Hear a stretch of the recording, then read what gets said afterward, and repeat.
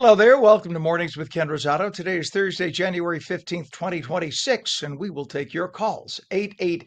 888-658-0234. 888-658-0234. To kick things off, meteorologist Mike Favetta has the forecast near you. This weather is brought to you by Audio Nova, your hearing experts, serving all of New Jersey with 13 locations.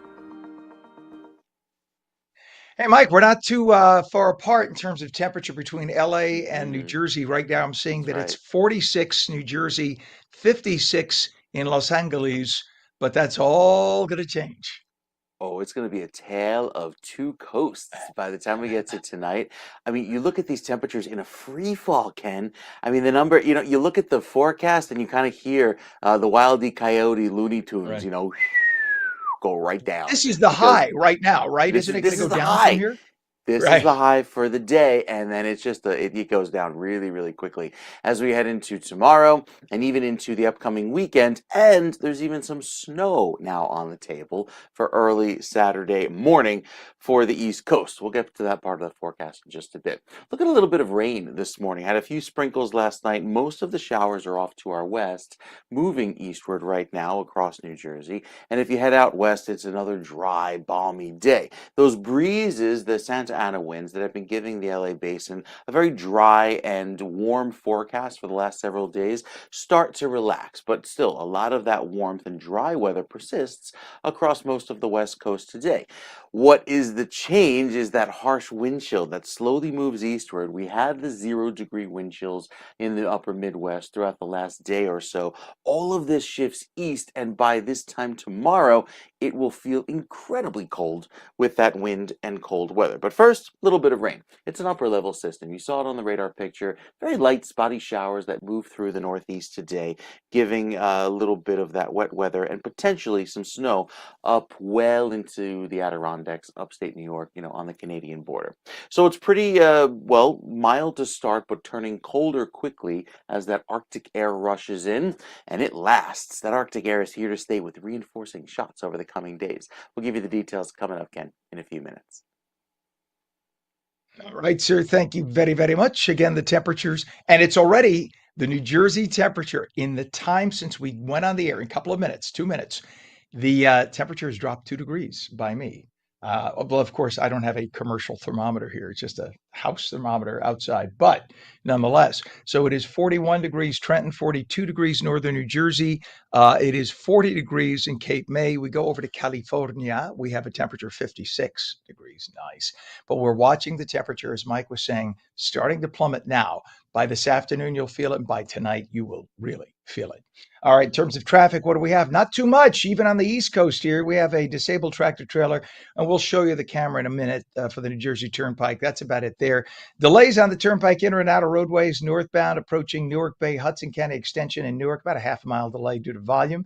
And now we have delays on the Garden State northbound, south of exit 147, Clinton Avenue in East Orange, from north of the Essex Toll Plaza. You can see just a little brake check through there. Nothing big, just a little volume.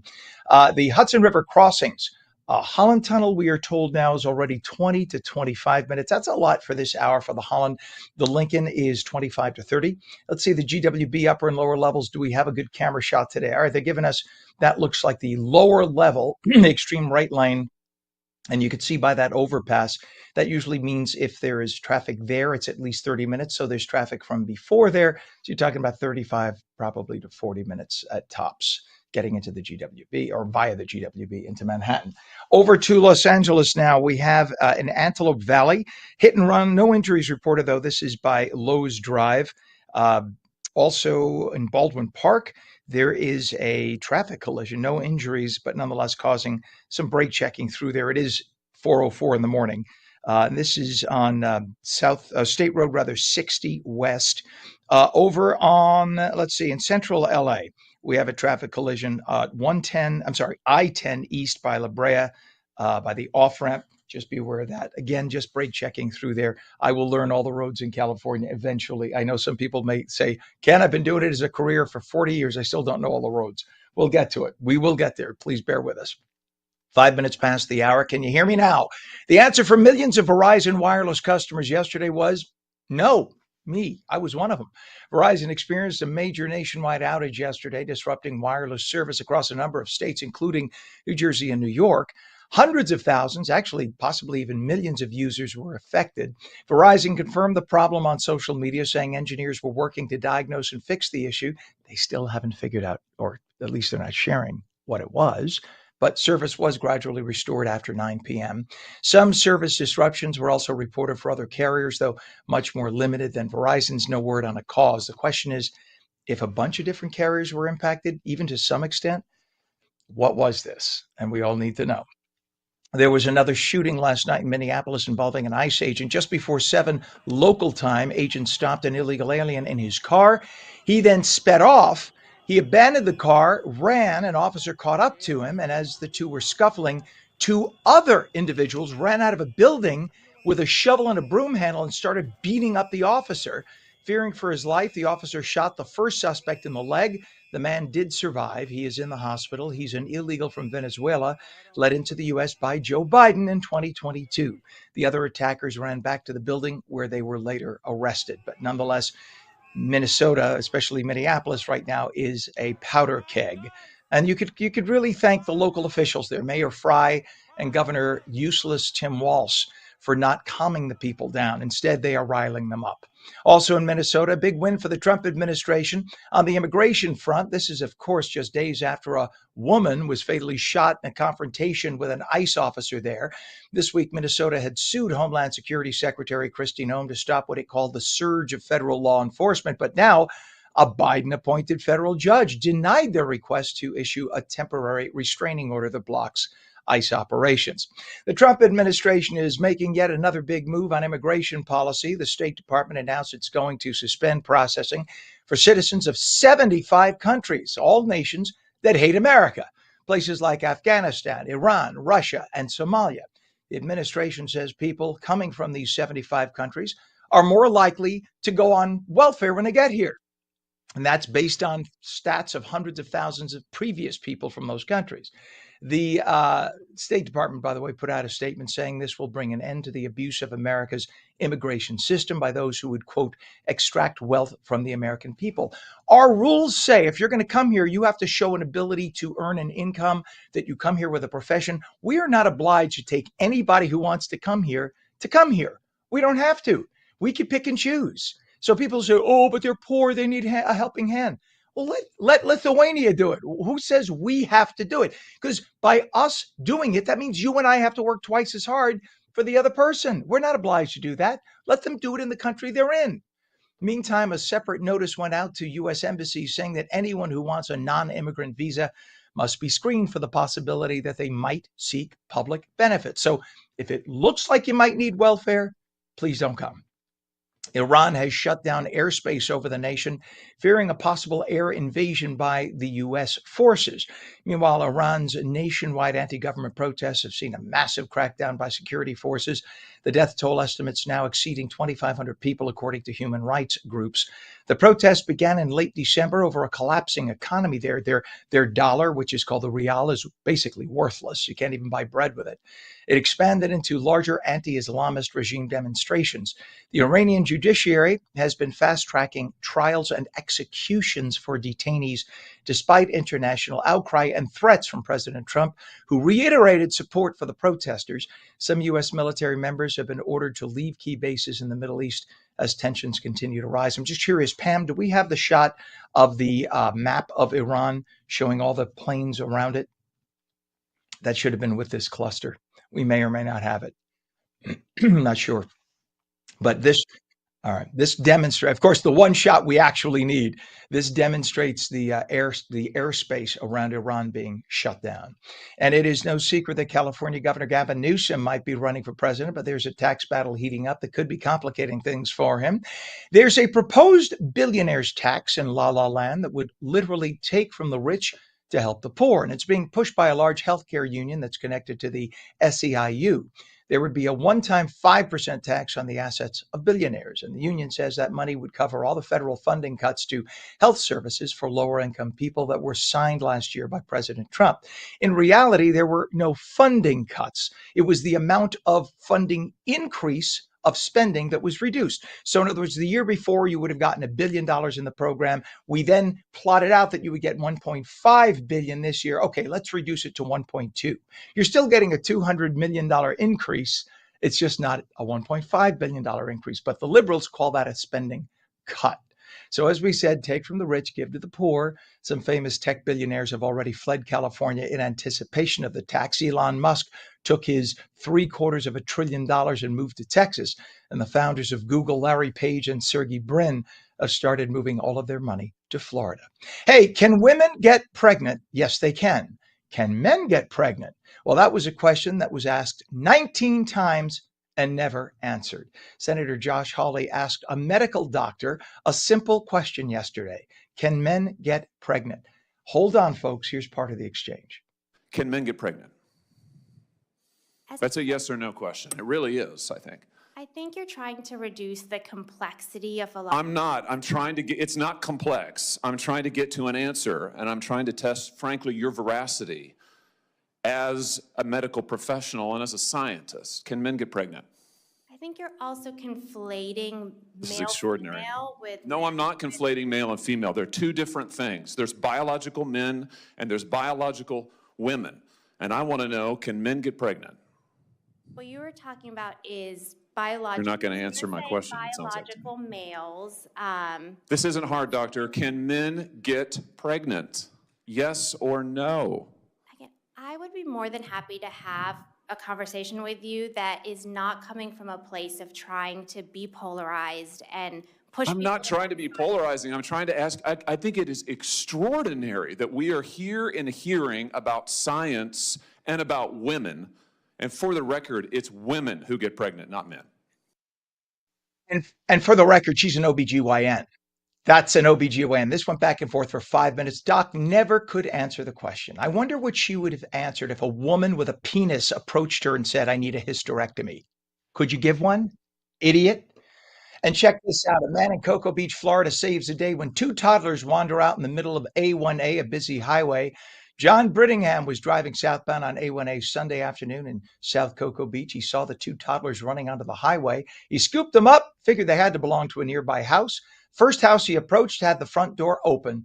He walked inside. There was mom. Everybody's fine, but the cops are wondering what happened. 13 minutes past the hour. We are coming back in a minute. It's been a year since the massive wildfires in California. We're going to talk about it next.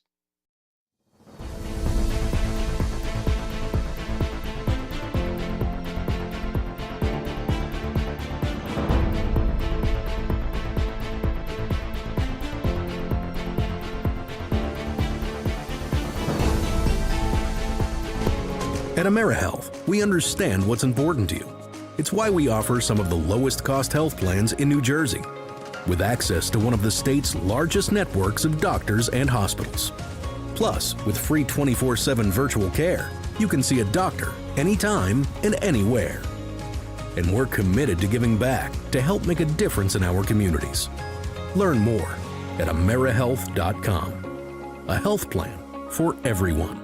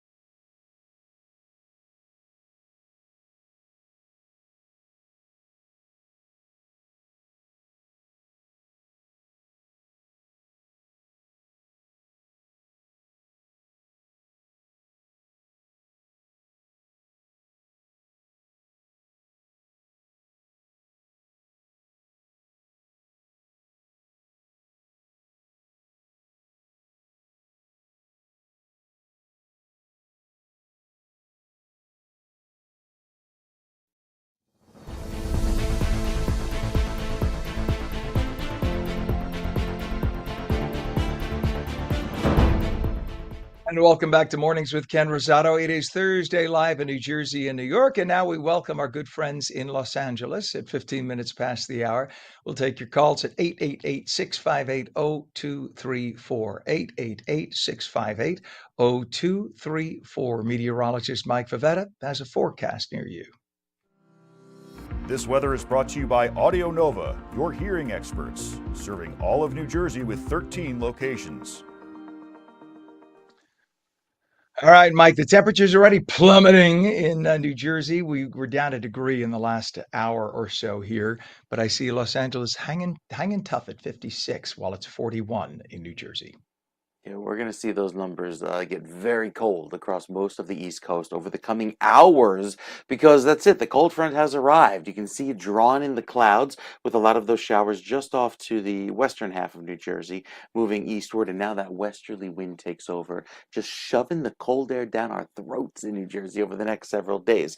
With a few flurries that are around this morning, some very light and spotty, probably not even making it to the ground, but just goes to show how chilly the air is with that westerly breeze. The gusts could be pretty high today, upwards of the 20-25 mile per hour mark. So while the airport delays aren't seen yet, it may stack up by this afternoon. Here's that cold weather, the polar jet stream dipping all the way down to the Florida Panhandle. So this cold means business, allowing for that very chilly weather to stick around for most of the East Coast with the above normal conditions for everywhere west of the Mississippi. It is a warm trend this upcoming weekend as the winter chill settles in for today and tomorrow. So yes, as that cold air moves eastward, it's a northwesterly breeze going into the next few days because while the cold that enters New Jersey today is obviously shocking by the afternoon, it really gets colder tomorrow and Saturday and Sunday. Cold enough that we will actually see a little bit of snow by Saturday morning. So as that chilly weather moves east, we get another round of bitter cold that comes in for the end of the week into tomorrow. And of course, the weekend, more cold air on tap. It's just one round after the next as those scattered rain and snow showers take over for Saturday morning. Most of those happening just before dawn. So we'll talk more about the chances of that snow, give you the futurecast. That's coming up, Ken, with our next weather update. All right, Mike, thank you very much. Just looking at traffic that we have in the area here, but thank you very much, sir. We will check back with you in a little bit. Temperature right now in northern New Jersey is 39 degrees, so it has dropped again, another half a degree since we even started the forecast. And Mike was saying how the temperatures will come down through the morning and through the day. So by sunset, we're talking about 20s, and then by night, it's going to be in the teens. I mean, it's going to get cold fast. So we hit our high at like 5 o'clock, 4 o'clock this morning of about 46 degrees, and it's been dropping since, just so that you know. 41 right now in Trenton. And over on the West Coast in California, it is 56 degrees. For those of you out there who think that's cold, you ain't seen nothing. That's wonderful. We'll take it. In terms of traffic, we have a crash now. Let's take a look at US 1. This is Route 1 southbound, south of Main Street in Edison.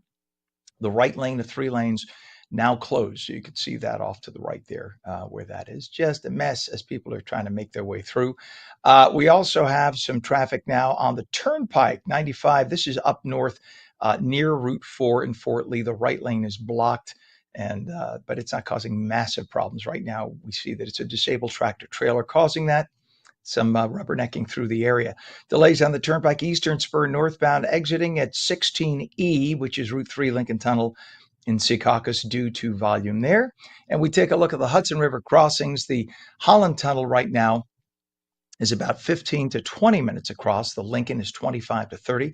GWB upper and lower levels 80-95 approach. We have our old camera shot back, sort of. It's a little off, but it's better than it was. It's the best it's been in 3 days, right? You just need to tilt a little more to the right, but I bet you they're afraid of touching it now because I guess they've been losing control of it. So the left lanes there, the ones on the left, are the lower level approach, and the ones on the right are the upper. You can see the lower is moving a little better, except for the truck lanes here. You see the truck lanes? They're kind of not moving. But right now we're told it's about 35 to 40 making your way into Manhattan from that point. The West Coast right now, we're looking at problems in Santa Fe Springs. We have a traffic collision, no injuries by, I always have trouble to see if that is 15N or I-5N. Let's take a look. It looks like that is I-5. I-5N. I will learn the California roads, but I'm telling you that here, I'll show you. Tell me if that looks like a 15 or an I-5. See, I'm not nuts. It could be either one, but I believe that is I-5. By I-210, there is a fire reported, and this is in Baldwin Park. We also have in Antelope Valley, a hit and run with no injuries by Lowe's Drive. And in central LA, there is now a collision, unknown injuries by I-10 at South Vermont Avenue. So see, we really are reading traffic reports. That's from California Highway Patrol. But yes, I believe that is not 15, but I-5. I don't think there is a 15 in LA, so we'll figure that out. All right, in terms of what's happening in the news today, there are a few things I'd like to talk about. And we will take your calls, by the way, and excuse my laryngitis, at 888-658-0234, 888-658-0234. We'd love to know what you have to say and what you're thinking. But we want to talk a little bit about what's going on in Minneapolis. Now, there was another shooting last night, another shooting in Minneapolis. It happened about 6 o'clock local time. And thank you, Pam, for that. So you could see what it caused. What you have now in Minneapolis is apparently three types of protesters. You have people who are a little nuts, and I say that quite seriously because when they're interviewed, you could see they're not fully sane. These are people who are obsessed. They're obsessed with social media.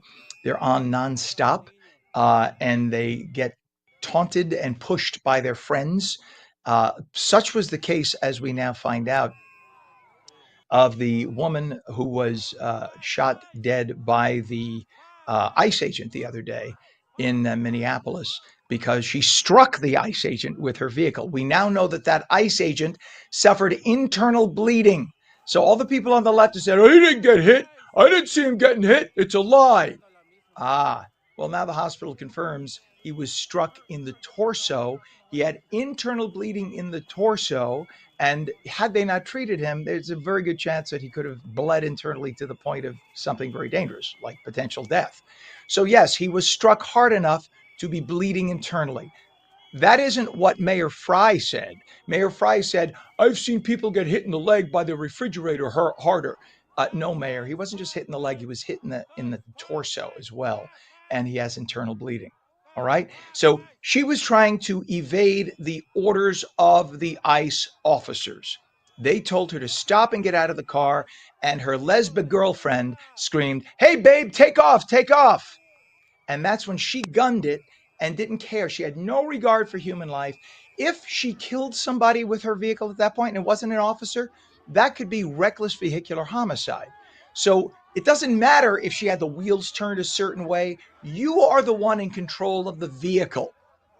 And if you have a human anywhere in the vicinity and you hit that person and they die or they get hurt, you are liable. That's the law. If you or I were on Main Street, USA in downtown LA or anywhere, and a little old person doesn't even see and they cross against the light and you hit that person, you are liable. The person is not liable. She hit the ICE agent, period. He feared for his life. Because he was in the middle of a police stop, he ordered her out of the car. The other ICE agent ordered her out of the car. He feared for his life. They are ordered. It's in their training to protect their lives at that point. Use the best judgment. And every law enforcement agent whom I have talked to, and I mean dozens, have said the same thing. That is exactly what he was supposed to do at that moment to save his life. And the fact that he said effing bitch after that, if somebody struck you to the point that you had internal bleeding, I'd say effing bitch, whether it was a man or a woman as well. That's called being human. Next time, listen to the orders of the police. And we now find out that the mothers, the lesbian mothers, apparently were on the school board, or at least involved with the school board of their young boy's school. The boy whom, instead of taking care of, they dropped him off at daycare so that they could go off and protest because they're going to save the day with their leftist socialist causes. That apparently the school board was urging parents to take part in these protests and get involved and get the whistles and out the ICE agents' locations. You know, that is illegal. if you do anything to inhibit police activity in any way, whether it be alerting people to the presence of an officer, because that officer could be there to pick up a murderer. You don't know. They're not there. I mean, for all you know, they could be there to stop traffic. They could be there to stop speeders, or they may know something you don't know. Like there's a drug dealer who lives in that house, or there's a rapist who lives in that house, and that's who they're going after. So when you alert the neighborhood, what you're doing is impeding police activity. That is an interference with what do they call it? I'm sorry, now I'm forgetting. That is interfering with justice. You cannot do that. It is against state and federal law. And if the local police were allowed to do their jobs in Minneapolis, they would be arresting those protesters for the whistles and the alerts, because what they're doing is illegal. You cannot impede justice. If you don't like these ICE agents coming out, change the law. They're allowed to, hey, their only function created by Congress is to round up and deport people. They weren't created as an agency to make ravioli. They weren't created as an agency to watch your kids. They were created as an agency to protect the border and deport people here illegally. Period. End of sentence. So they are doing their exact job. And many of the people they've arrested so far in Minneapolis, about 30 of them, are rapists, pedophiles, kidnappers, drug traffickers. But these are the people that the liberals in Minneapolis are willing to die on a hill for. Because they are so obsessed with Orange Man Bad. They hate Orange Man Bad so much that they will do anything to protect criminals in order to make their point that Orange Man is the ultimate criminal. This cannot end this way. And Mayor Fry was on the air. Mayor Small Fry. By the way, go get a shave and a haircut and stop looking like a slob. Mayor Small Fry was on the air last night saying that this has to stop. Yeah, you know how it can stop? You tell the people to stop protesting duly authorized federal agents, Mayor Small Fry, and it'll stop. 28 minutes past the hour. When we come back, it's an historic time for New Jersey. The Garden State is about to get its first female Democrat governor. On New Jersey's political guru, Laura Jones, will speak with the Director of Public Policy and Citizenship at the Rowan Institute in just a moment.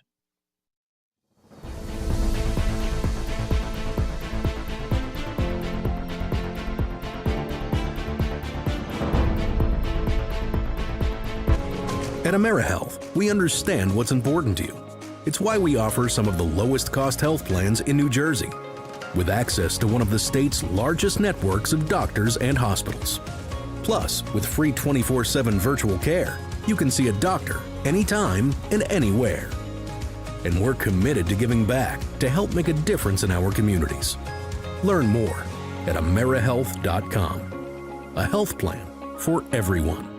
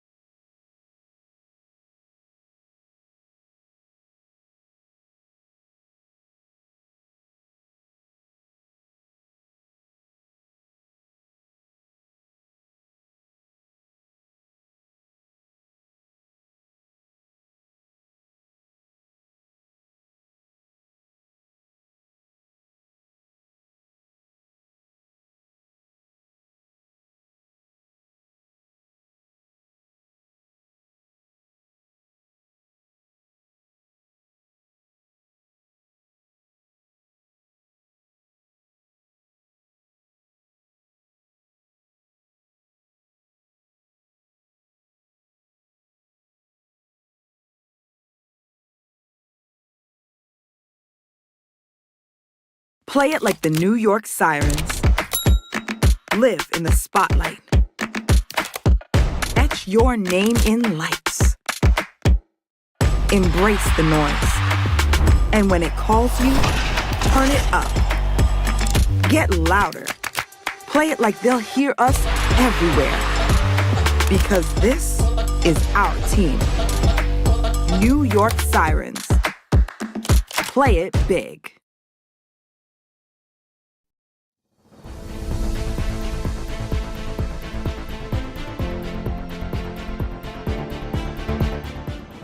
Very good morning. 30 minutes past the hour, Thursday, January 15th, 2026. Welcome back to Mornings with Ken Rosato, live on the East Coast and the West Coast. That's my East Coast and West Coast reference. A meteorologist, Mike Favetta, has the forecast near you. This weather is brought to you by Audio Nova, your hearing experts, serving all of New Jersey with 13 locations. All right, Mike, the temperature in the Northeast continues to creep down while the temperature in the West at LA is creeping up. So it's 56 in Los Angeles now, and it's 41 in Trenton.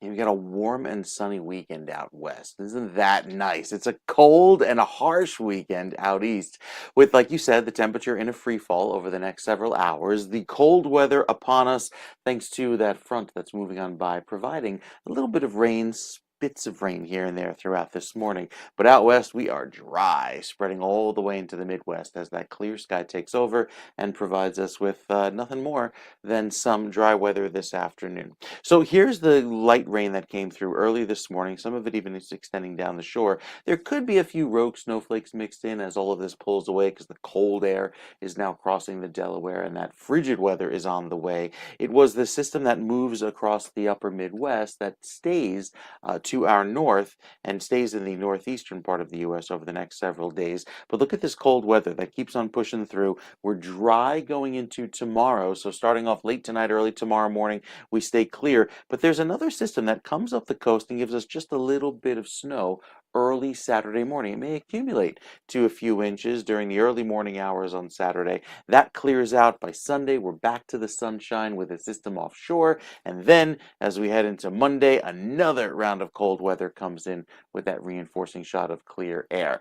As far as the West Coast, it's quiet, it's dry, not much going on there even into this weekend. So all the activity, all the action is happening out east this weekend. And even beyond into next week with that another round of very cold weather that takes over into Sunday and Monday, we have just brutal cold for the upcoming holiday for MLK Day, and then going into Tuesday of next week by Wednesday, that cold doesn't want to quit. It stays very chilly throughout most of the East Coast. So again, out west, we're dry for today, and it stays clear for right down to the coast as we head into this afternoon. We'll take another check of your forecast, Ken, look more at what to expect for the rest of the month with the longer range forecast. That's coming up in a few minutes. Very good. So this is sort of Mike Favetta's own Farmer's Almanac? With a heavy dose of science, evidence-based Right. science. How about that? Because Yeah. I've once seen how and by the way, there are two. I understand there are two. There's the Farmer's Yeah, Almanac and there's the Old two. Farmer's Almanac too, Well, right? the one I I think understand. stopped publishing recently. I forget which one. Oh, Mm, well, I've been clearly there fell when out of they fashion. forecast. The long range forecast is done like this. Science. All right, sir. Yeah. Just saying. You know, that's the way they do it. That's why the Farmer's Almanac is basically worth the paper it's used to wipe your butt with, which is what, by the way, a lot of people used to do 100 years ago. They used to use it for that reason. Go look it up if you think I'm being gross. That's exactly what they used to use it for. All right, Mike. Thank you, sir. Sorry to add You that for bet. breakfast. In terms of temperature, Trenton, New Jersey is now down to 39. Remember, it was 42 like an hour ago. Now 39 degrees in Trenton, 42 degrees northern New Jersey, and dropping 56 degrees in LA. In terms of traffic, look at this 295. We got this. Pam was great. Her eagle eyes finding that. This is 295 southbound south of exit 30. There's a crash. Warwick Road and Lawnside. Left shoulder, as you can see, is closed. They're taking care of that crash right now. There's already a flatbed on the scene. That'll probably be cleared up within the half hour, 40 minutes or so. We also have a crash now. If we do have a shot over at the Garden State Parkway. Pam will punch that up. So we have a crash now on the northbound Garden State Parkway, north of exit 102, Asbury Avenue in Tinton Falls. Two left lanes are closed. The shot that we have, you can only see as they're approaching. This is about a mile before, but you can see the taillights, see everybody hitting the brakes because they could see everybody stopping up ahead. So again, this is a northbound Garden State Parkway, north of exit 102, Asbury Avenue, Tinton Falls, two left lanes closed. That's going to build up to where you see right now. That'll be stopped at our next report, guaranteed. We also have delays on the Garden State Parkway southbound, south of exit 150, Hoover Avenue, Bloomfield to north of 145, which is 280 in East Orange. All lanes are open. That's a near 5 mile backup, just volume related. Your Hudson River crossings now are 20 to 25 25 at the Holland. It's 25 to 30 at the Lincoln. GWB upper and lower levels, we've got about 35 to 40 minutes as we take a look. Your better shot is the upper level on the right, lower level is on the left. That's going to cost you closer to 40 minutes in. To the West Coast we go right now. And we have in Crenshaw, we have it says assist with construction. Don't know what that means. I don't know some of the LA terms, but assist with construction, and that's at West 120th Street. We are also told that there are road and weather conditions to report on 2901 West Broadway, and that is in Los Angeles. Apparently, there is, it just says weather conditions. We have a hit and run, no injuries reported in Antelope Valley on Lowe's Drive, and on I-5, not 15, but I-5, Pioneer Boulevard in Santa Fe Springs, we have a traffic collision. All right, it is 7:36. Next Tuesday marks an historic moment in New Jersey politics. Mikey Sherrill becomes the next governor, and on New Jersey's Laura Jones spoke with Dr. Benjamin Dworkin. Ben Dworkin, welcome to the show. It's so good to have you with us. Thank you so much, Laura. It's great to be with you. Yeah. Governor-elect Sherrill is breaking with tradition. She's holding her inauguration in Newark instead of Trenton. So first things first, I want to kind of get your thoughts on that and what you think this choice is kind of saying about how she wants to begin her time as governor. Well, I think she understands where she got a tremendous amount of support in this last election. Essex County, which includes Newark, delivered a plurality of 128,000 votes for Mikey Sherrill in the November election. That's 50% more than they gave to Phil Murphy 4 years ago. This is a Democratic county that became even more Democratic for Mikey Sherrill, and I think this is a way to acknowledge that support and to go to one of our state's cultural icons, the New Jersey Performing Arts Center, in order to have her inauguration. Right, and then she's got the ceremony at NJ Pack, and then the ball, the inaugural ball gala, is at the American Dream. Again, you know, it's feeling very intentional. Do you think that insiders in Trenton might pay attention? Do people who voted for her, are they paying attention? You know, some of the things I think about is, you know, we have things in Trenton. I know the inaugural galas aren't always held in Trenton, rarely held in Trenton, in fact. But, you know, you think about, oh, Trenton's easy for everybody to get to. Like if people want to come down from South Jersey, do you think that that is perhaps some type of a disconnect amongst the communities? Even though, you know, again, Essex County handed her the victory, or was instrumental, and you know, what do you think? I think the fact is that the American Dream Mall is a giant facility. You don't have to worry about restricting numbers at all because everybody can come in. It's that big of a place. So this is what she decided to do. Yes, I think makes it tougher for those of us in South Jersey to make the big drive up to north if you were going.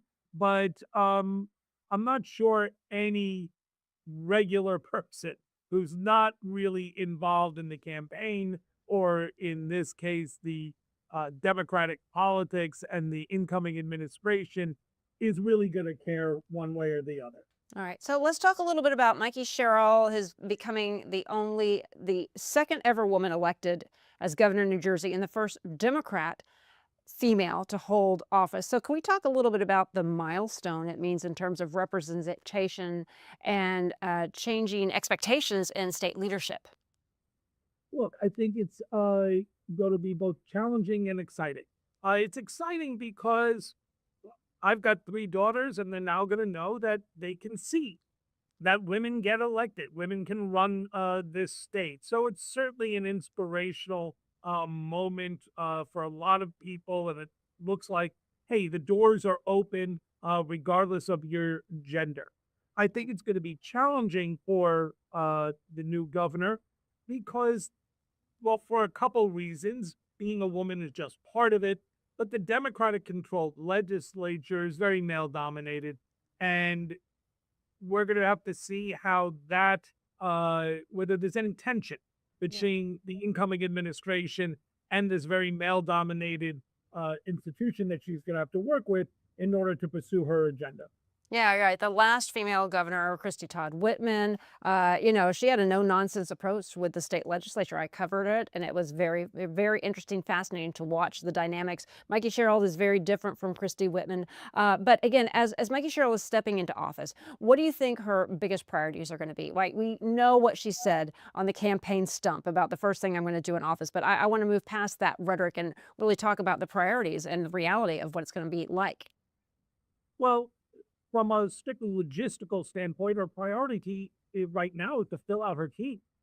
We still don't know who some of the key players are, and particularly not just running individual state departments, but also the key deputies in the department, the key deputies in her front office have not yet been named in public. So filling out her team is the immediate priority. But as soon as she takes office, the biggest priority is the budget. She's got 5 months to get the budget, which needs to be passed by this legislature uh, by June 30th. So to start with the July 1st fiscal year, she's going to have about just a month or so, 4 or 5 weeks, before she has to give her own budget address to talk about what she wants to do. And yet, she's going to have to find a way to manage both what people expect anywhere between a $1 and $4 billion deficit. New Jersey's constitution requires us to have a balanced budget. So all of that is going to have to come into play right away, and it's going to have to be done. This is not something that can be thrown together in a week. But these things are going to be the biggest priority for the incoming governor. Right, because that inauguration day, she'll give a speech. There won't be a State of the State. That's more or less her inauguration speech will be like the State of the State. And then that next one comes February, March. And like you said, we are under constitutional mandate. We have to have a balanced budget by June 30th. So when it comes to other issues that she campaigned on, affordability, property taxes, utilities, how realistic is it going to be that she's able to move quickly, if at all, on any of these issues? I think what we're going to see, what she hinted at, is this phrase she started using in the campaign, which was ruthless efficiency. We're going to see a real focus on that. We should understand that the incoming Sherrill administration is very different from 8 years ago with the incoming Phil Murphy administration. 8 years ago, Democrats were coming into power, that is becoming, taking over the governorship. After 8 years of Chris Christie, a conservative Republican, there was a tremendous amount of pent-up Democratic ideas and legislation, very progressive stuff that they wanted to do. That's largely been done now. What this administration, following the Democratic administration of Phil Murphy, is going to be focused on is efficiency. I think they're going to be looking to people like governors like Josh Shapiro in Pennsylvania and Maura Healing in Massachusetts, very pragmatic governors, as role models for their administration. And it's less about the legislation and more about let's get this state to work well. People are going to be focused in this administration on waiting times, everything from permits to the motor vehicle lines that we all face. Ben Dworkin from the Rowan Institute for Public Policy and Citizenship, thank you so much for taking the time to talk to us. So good to see you. It's good to see you, Laura. Thank you. Thank you. News Nation's Elizabeth Brown when we come back.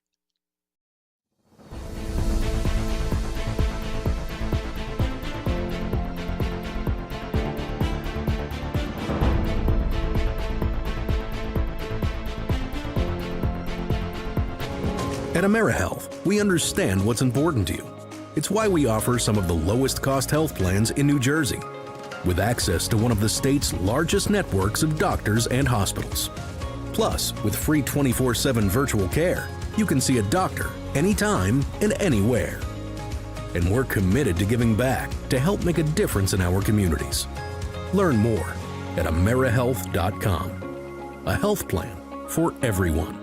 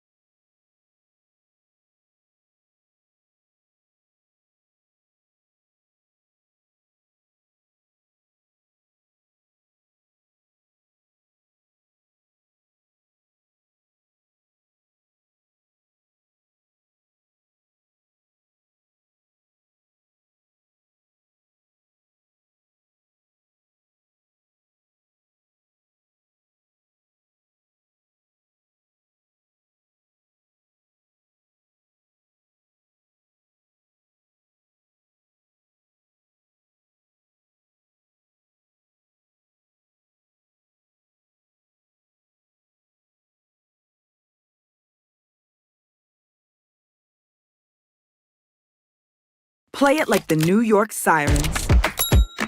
Live in the spotlight. Etch your name in lights. Embrace the noise. And when it calls you, turn it up. Get louder. Play it like they'll hear us everywhere. Because this is our team. New York Sirens. Play it big.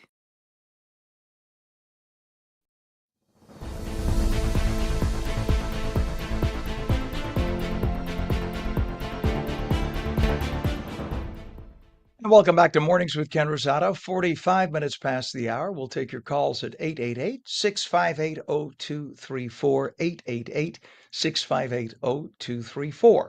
Meteorologist Mike Favetta has the forecast for your city. This weather is brought to you by Audio Nova, your hearing experts, serving all of New Jersey with 13 locations. All right, Mike, I'm just sitting here watching the temperature on the East Coast tick down, now 39 degrees in much of New Jersey, go to the West Coast, 54. So it's just before the dawn in California, so just dropped 2 degrees, but it's going to come right up when that sun comes up. Not so much right. for us. A lot of sun out west today. In New Jersey, it's going to be like a game of watching how low the temperature can go into tomorrow morning when we have our ultimate morning low for the next several days. But we start out west where the weather is fine, clear sky up and down the coast, and it stays that way in through this afternoon. So even the forecast here showing nothing more than a few passing clouds by this afternoon. The futurecast out west remains clear going into today with that lovely southwesterly breeze taking over, allowing for a very pleasant feel. And notice how the marine layer stays offshore as a result of that wind. Then we get into Saturday and some of those clouds start to creep back in as that high breaks down and gives us more of a typical pattern heading into Sunday. So the clouds will be back, I think, for the end of the weekend for you out west, and it likely stays that way at least until Monday, breaking that several day stretch of the nothing but dry and sunny weather. So out east, we start off with our chill today, and then into tonight as that cold weather gets going, the cold front really doing its job and living up to its name, providing the chill going into tomorrow. It's a harsh cold tomorrow, all day long. That sets the stage for a little bit of accumulating snow on Saturday morning. You see it run right across there for most of the state, giving us a little bit of light snowfall early Saturday, probably ending by noon. It's a very fast-moving system. Then as we head into Sunday, another system sets up offshore, but likely doesn't impact even the coast as it stays too far out to sea. You can see all that energy kind of racing out to sea. Not going to be too much of an issue into Monday, just reinforcing the cold. So the temperature outlook through the end of the month keeps New Jersey in the shades of blue. That's the below average temperatures. Got to head to places like Florida to enjoy the warmth. Even out west, that warm weather continues.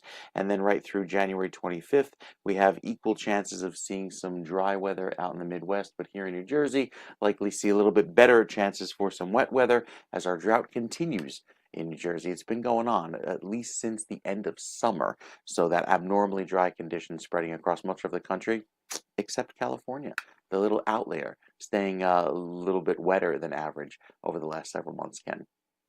Very good. All right, sir. And yes, 39 degrees now in throughout the state of New Jersey, up and down. I'm looking at 4 locations. All have 39 degrees. That has dropped about 5 degrees, 5 or 6 degrees since I sat down in the seat a couple of hours ago. And LA is 54. Yes, I think we have to book a little flight this weekend. Thank you, Mike. In terms of traffic right now, let's go over to 295. We still have an accident being worked on. This is 295, and we're talking East Coast traffic first, obviously. Then we'll do West Coast traffic, folks. 295, this is, sorry about that, southbound, south of exit 30, Warwick Road, Lawnside. And the left shoulder is closed. That crash, you see the flatbed in the front there. That crash is actually, they've already removed one of the vehicles. So I think they're almost there. Looks like they have things almost taken care of there. We have a disabled vehicle now, North Avenue westbound, Kapkowski Road in Elizabeth with the left lane closed. And over to the Garden State Parkway, we have a crash northbound, north of exit 102, Asbury Avenue in Tinton Falls. 2 left lanes are closed. You can kind of see it if you look on the left side of your screen by the overpass. They have some weird camera shots. I don't know who thought, hey, this is the perfect location to put this cab. Yeah, right there. That's good enough for government work. I don't know. Just thought that was weird. We also have delays On the Turnpike, inner and outer roadways northbound approaching Newark Bay, Hudson County Extension in Newark, a mile delay, all due to volume. Hudson River crossings right now, the Holland Tunnel is 20 to 25 in, Lincoln Tunnel 25 to 30, GWB upper and lower levels. Take a look at the 80-95, all flown pretty well. It's about 20 to 25 in. Can't complain about that. Over to the West Coast now, we have in Santa Monica, a missing elderly person. So that's a silver alert. Just be on the lookout. You'll see the overhead signs there. If you see anything, please call police immediately. And we also have a traffic crash, and this is in central LA on I-10 near La Brea.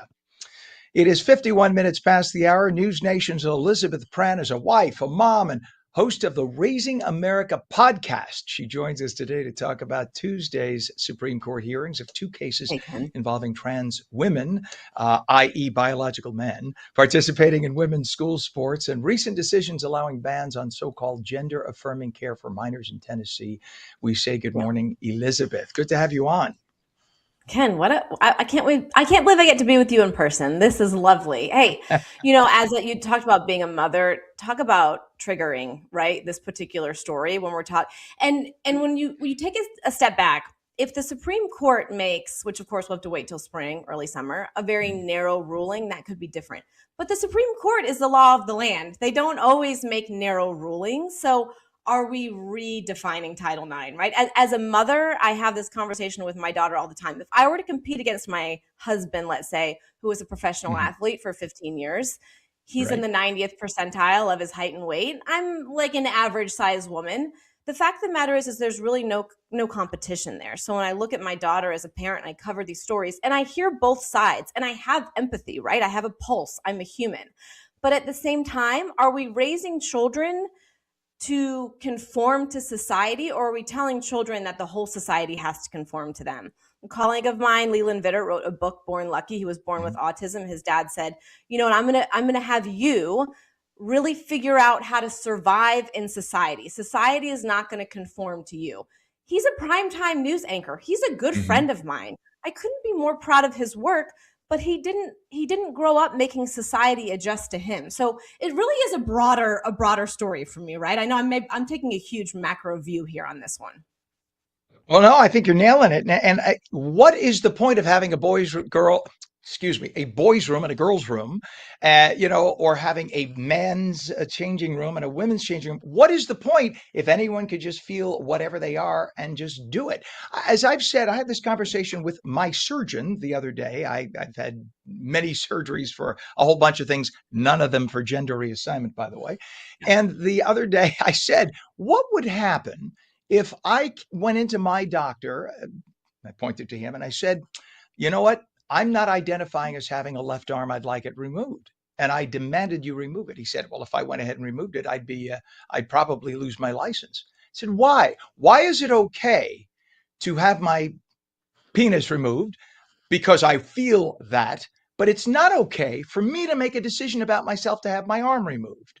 Why? Who made that judgment?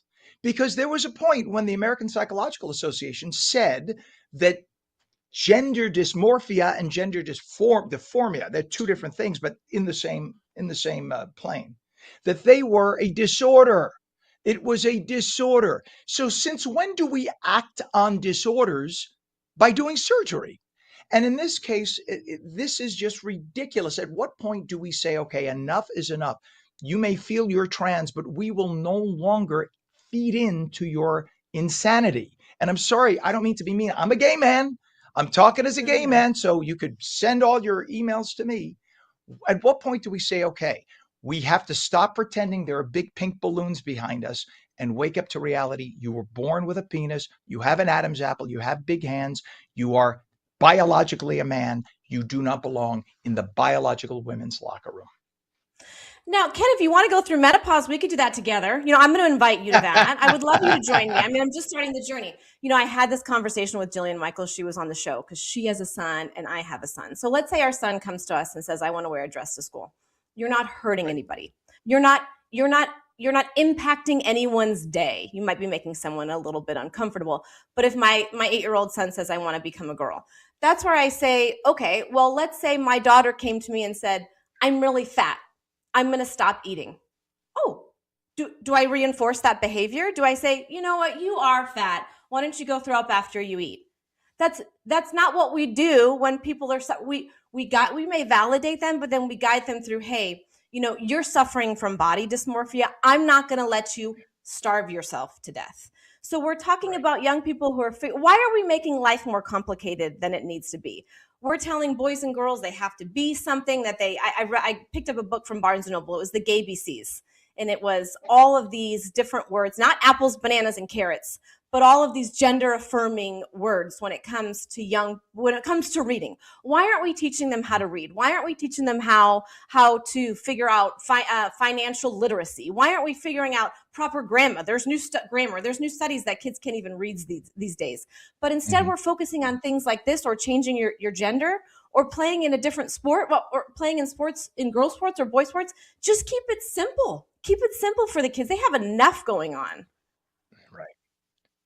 And the whole idea of using different pronouns, like, again, who gave whomever the license to rewrite the English language? And by the way, other languages don't even do that. In Spanish, they don't rewrite the pronouns. It's not that. It's only an English thing, by like white English guilt, mostly by females and very emasculated men who feel like, yeah, we must do this to accommodate. Shut up. Just shut up. We're talking about like 0.4% of the population that has psychological disorders. By the way, I'm not saying hate on anybody.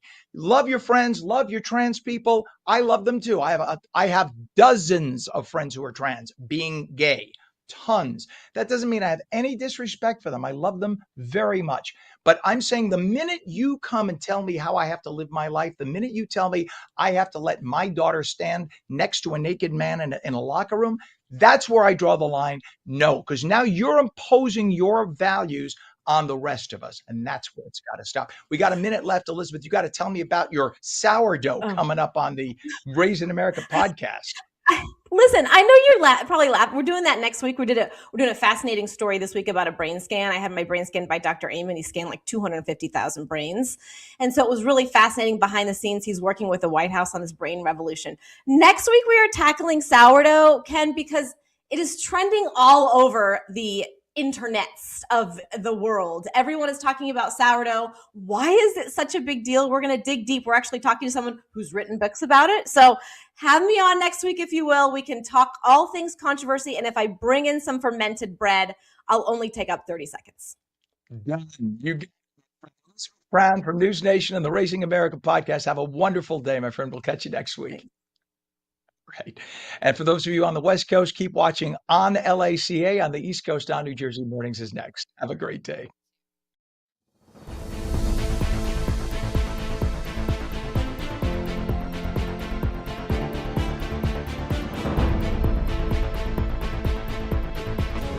At AmeriHealth, we understand what's important to you.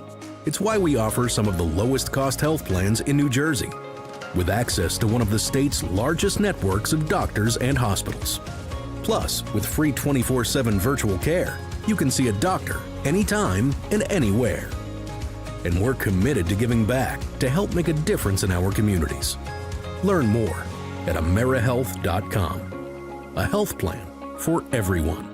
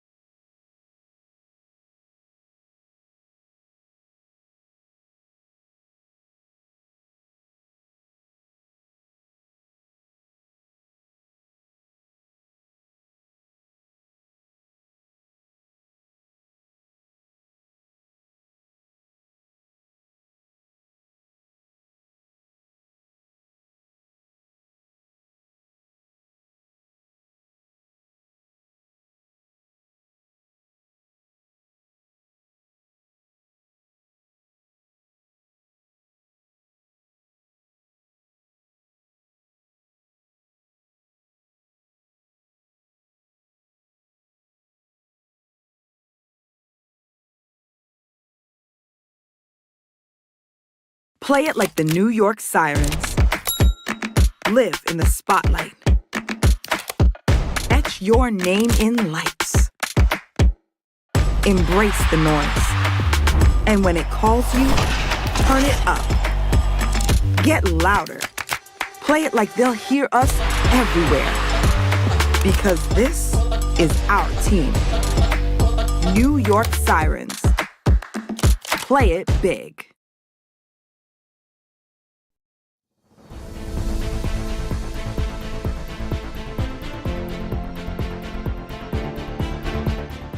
Very good morning to Thursday, January 15th, 2026. Welcome to On New Jersey Mornings. I'm Ken Rosato taking your calls at 888-658-0234. Morning clouds, some lingering flurries or snow showers. In fact, just got a little alert here saying, hey, you're going to get snow in your area in the next hour. But we'll get the details just to calm down.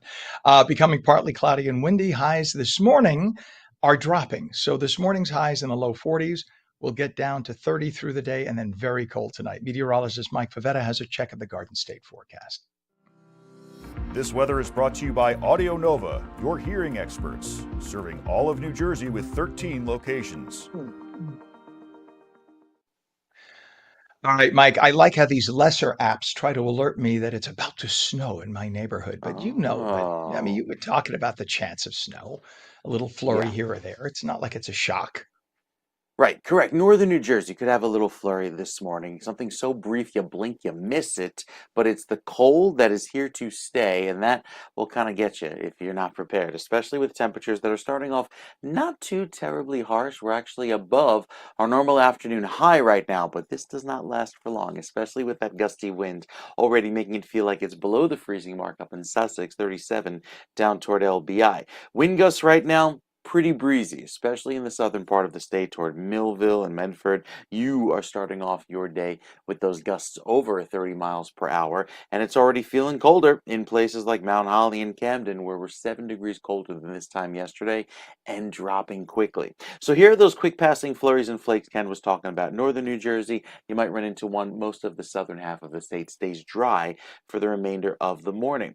Headed out maybe to one of the Audio Nova clinics today, you will endure a little bit of a colder finish to the day, whereas this morning starts off in the upper 30s and low 40s. By the end of the day, we're going to be feeling like the teens. So it's a sharp drop in temperatures and a big contrast from this morning to this afternoon, from north to south across New Jersey. Look at the futurecast showing that drop all the way down into the teens this time tomorrow morning.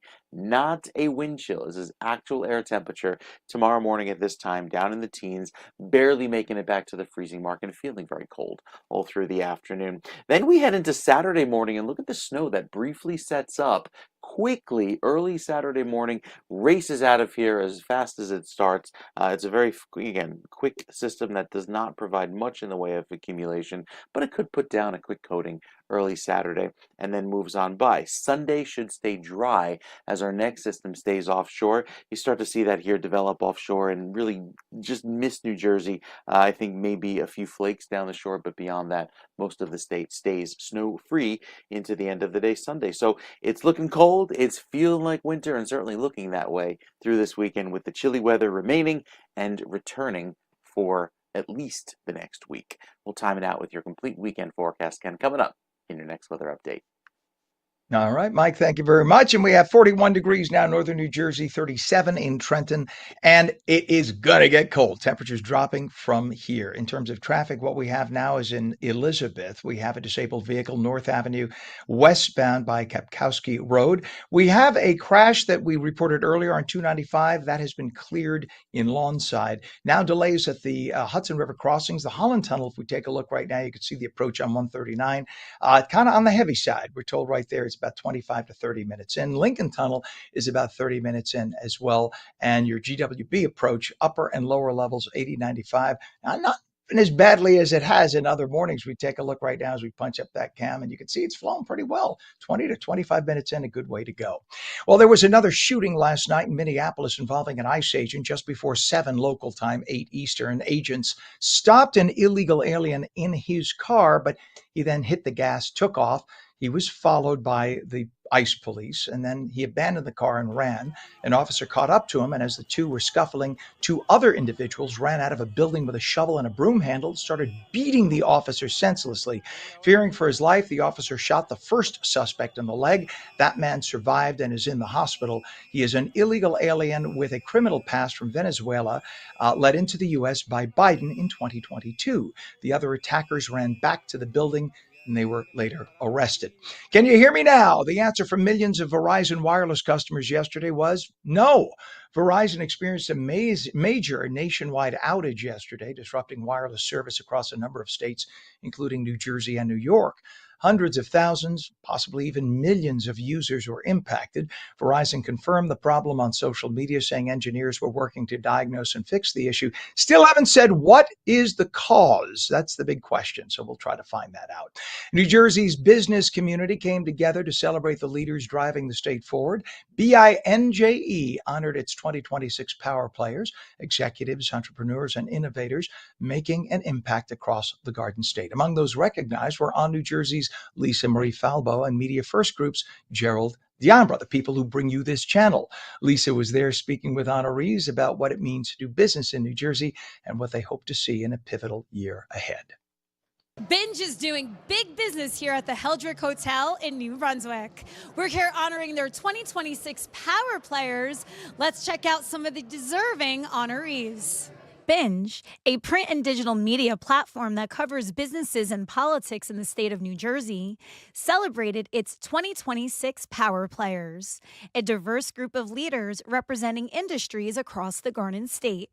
Each honoree was recognized for driving growth, creating opportunity, and choosing to build their businesses right here in New Jersey. The hope was to not only honor the best business people in the state, but to bring them all together and to do business. If you look around, you'll see people talking and networking left and right.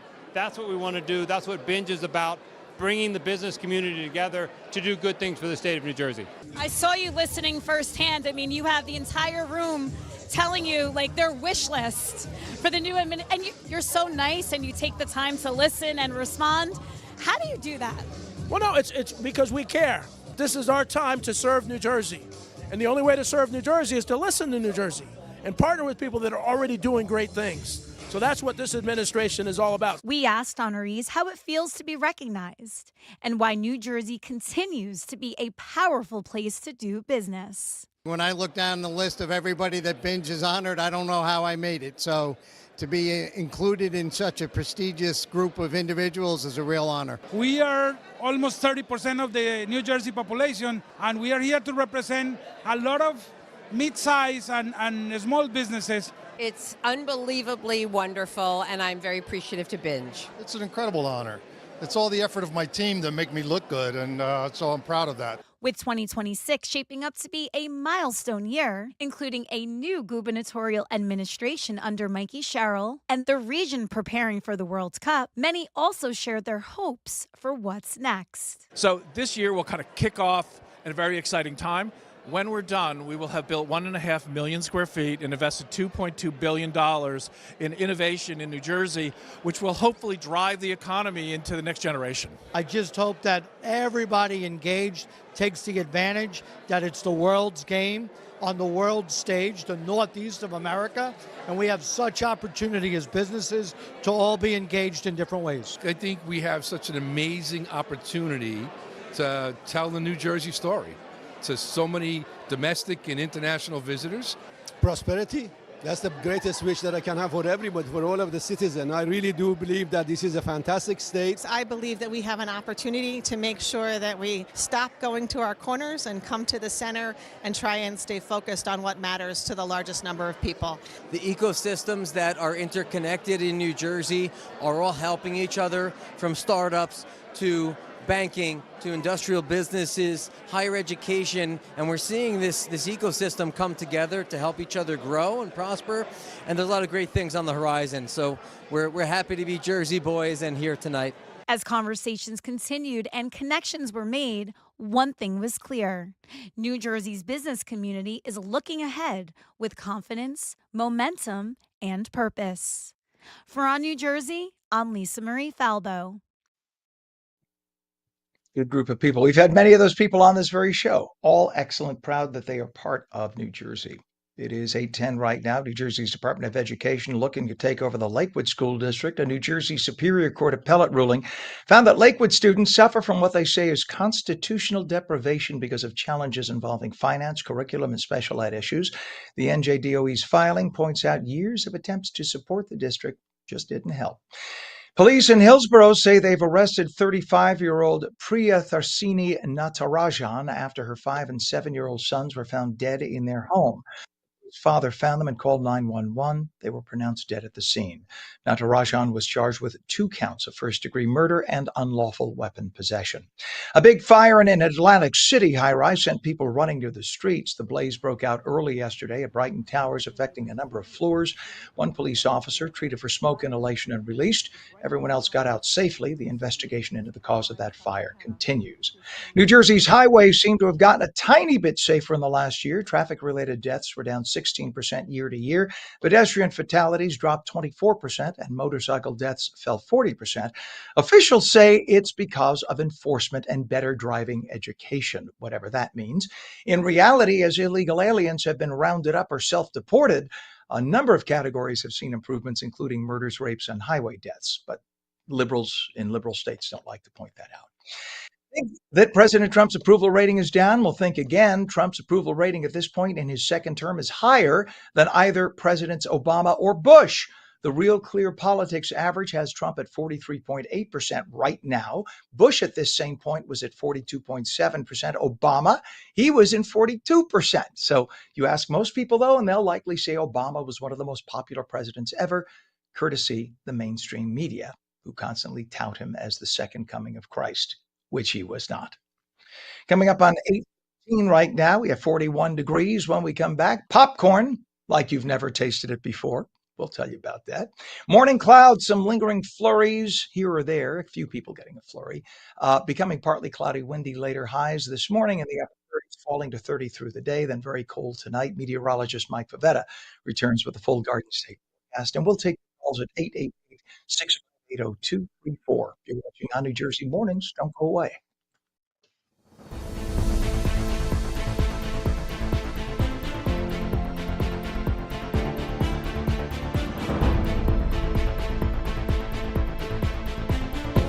At AmeriHealth, we understand what's important to you. It's why we offer some of the lowest cost health plans in New Jersey, with access to one of the state's largest networks of doctors and hospitals. Plus, with free 24/7 virtual care, you can see a doctor anytime and anywhere. And we're committed to giving back to help make a difference in our communities. Learn more at AmeriHealth.com. A health plan for everyone.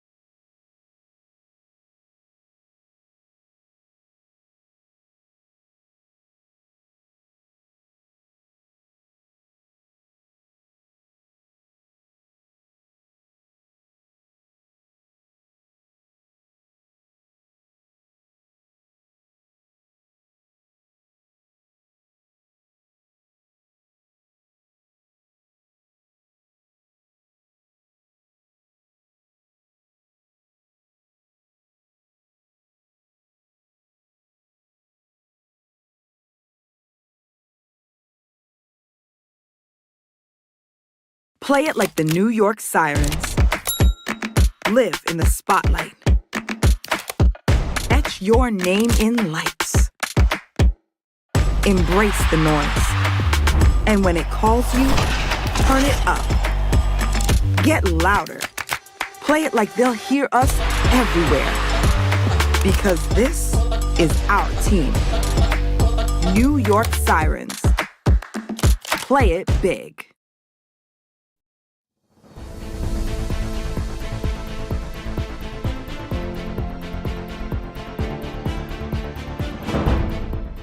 Welcome back to On New Jersey Mornings. I'm Ken Rosato. It's 8:15, and we'll take your calls at 888-658-0234. Meteorologist Mike Favetta has a very cold Garden State forecast. This weather is brought to you by Audio Nova, your hearing experts, serving all of New Jersey with 13 locations.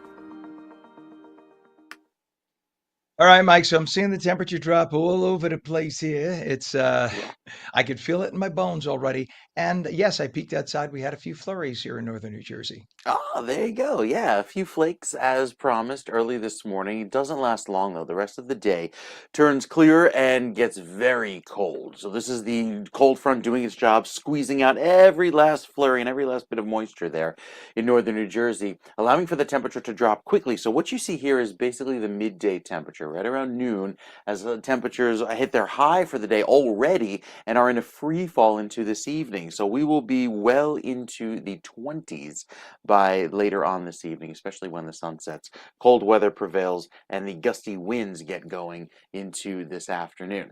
As far as the weekend, it gets even colder. More gusty winds on tap for Saturday. Sunday's pretty quiet going into the end of the day as another round of wet weather and snow stays offshore.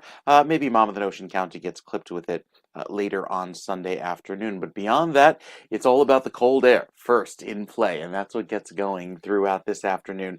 The snow showers you see over the Great Lakes, they stay put. It's just that brutal Arctic air that remains over the next several days. And with a little bit more snow on the way for Saturday morning, it's a fast-moving system that zips on by, maybe gives us a light accumulation, and then I think there's our system for Sunday that stays primarily in southern New Jersey before moving out to sea later Sunday evening. So that's also one to watch. The wind chill, it's all about the awful cold. Look at that, down to 3 degrees by tomorrow morning, feeling like that, and then staying chilly all throughout the day on Saturday. Sunday, trying to make up for the warmth and not really getting there. So the weekend weather stays chilly, especially with that round of early morning snow on Saturday, and then the harsh winter chill settles in by Sunday. Ken, check of your 7-day forecast. Let you know if there's any warm up in sight. That's coming up in just a few minutes. That's the only thing I heard out of the entire 3 minutes of your forecast. I heard warm up. That's when I perked up. Just saying. Not that I'm, inclined to want that or anything like that. Right. But thank you, Mike. We appreciate it. It is 37 degrees now in Trenton. So when we started the broadcast, it was 42. That was only 2 hours, an hour and a half ago.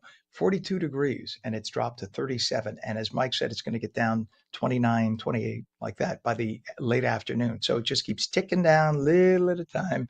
That's going to be the forecast. Bitter cold temps. Get used to it. It's going to be lasting about a week to a week and a half, especially not so much in the day, but overnight. You will feel it. In fact, I saw some of Mike's long range as he was talking before, where overnight lows are going to be like 10 degrees.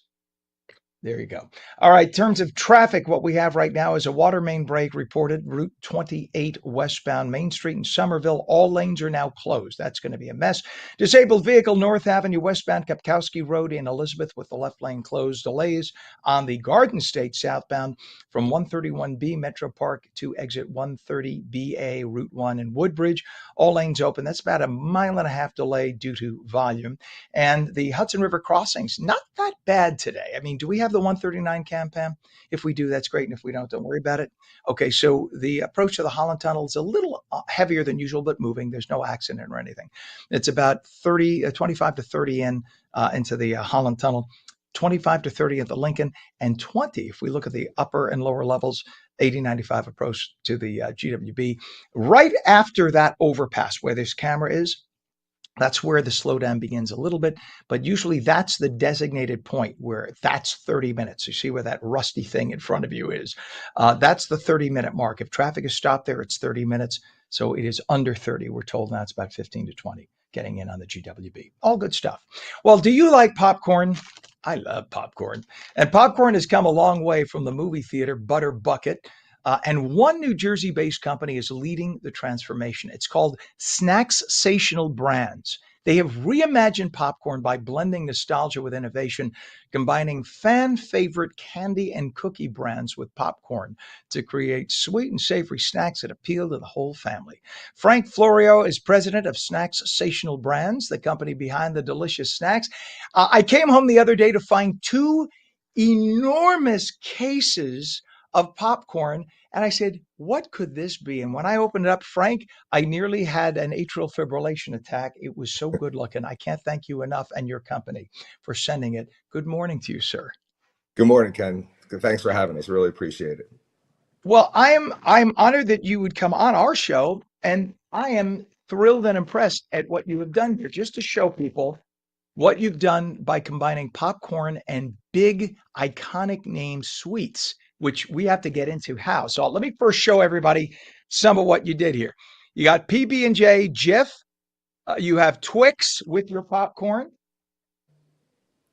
M&Ms. M&Ms. Oh Yeah. my God! Which, by the way, well, I opened that bag so fast when I got that was the first bag I opened, and some filled out. I got on my knees and was picking up any M&Ms I found. I mean, I know that sounds a little gross, but I wouldn't say it if it Yeah, wasn't true. that's okay. Yeah, Snickers. Snickers. Yeah, That's who doesn't love Snickers? right. Of course, we got the Oreo. Oreos, Right. America's favorite cookie. And then to stay on the theme of peanut butter and jelly, you have grape flavored. Yeah, we just J. came out with that, which is great. Smuckers came to us last year and asked us, they've never licensed their name in 105 years. And they came to us and asked if we would create that. And I ended up creating it for them. It's really, What a really I'm good. sorry, a minute. Yeah. And you know, the Oh my God. company is this whole product and the whole concept was developed right in New Jersey. So that's really great. You know, I was in my home in Long Valley and came up with the concept and the names and started working on it. And obviously Mondelez and Mars are both New Jersey based companies.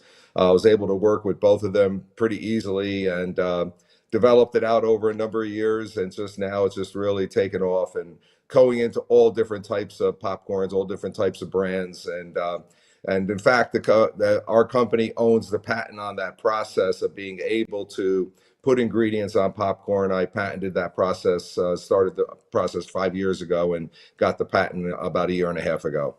So I love it. Frito-Lay and Frito-Lay and a New Jersey-based company, the only two popcorn manufacturings that have a patent on popcorn manufacturing. So that was my next question. Luckily, there's nobody in front of me. So as I'm talking, popcorn is flying out of my mouth, and I'm not being too gross. I hope it doesn't appear on camera. So you patented the concept. By the way, I'm also a patent guy. I have a couple of things I patented. So I love it. And Yeah, it's a complicated process. So I know what you've been it through with is. that Yeah. a lot.